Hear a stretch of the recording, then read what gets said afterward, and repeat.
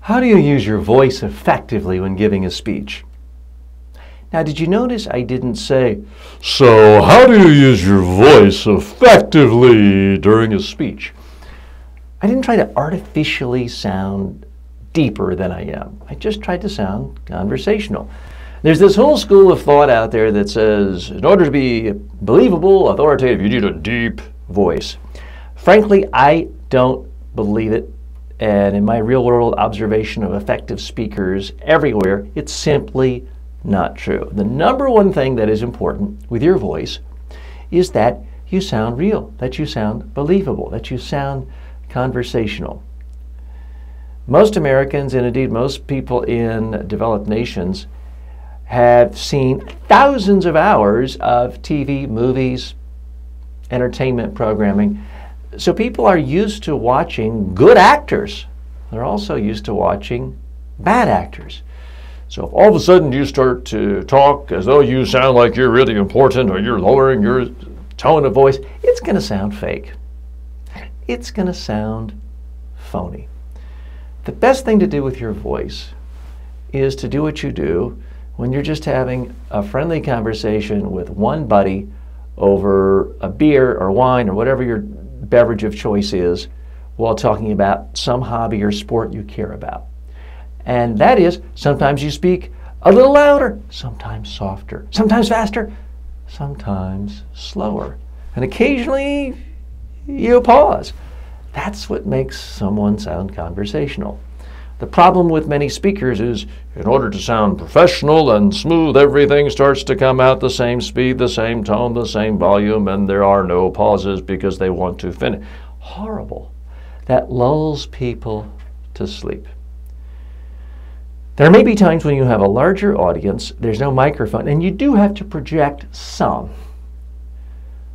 But ideally, if there's more than 30 people in the room, you've got a microphone, and that way you can just sound conversational. You don't have to yell like this. When you start talking like this, it's monotone and it's very irritating to people.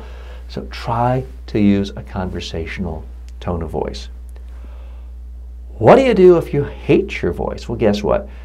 Most people hate the sound of their own voice, and that's because we hear our own voice all day long, distorted through the bones in our skull. So when we hear our voice coming through speakers, whether it's a voicemail, a television, we're hearing it relatively non-distorted, much less distorted than when hearing it through our own ears, through our skull.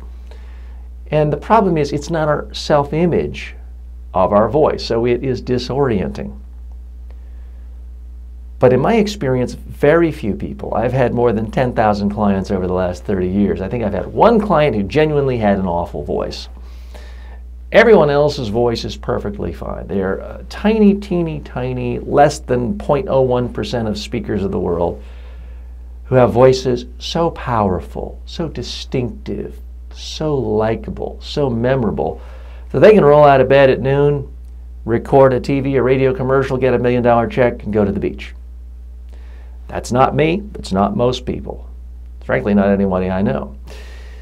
And then there's the other 0.0001% where it's just so awful people will jump off the balcony to get away from you.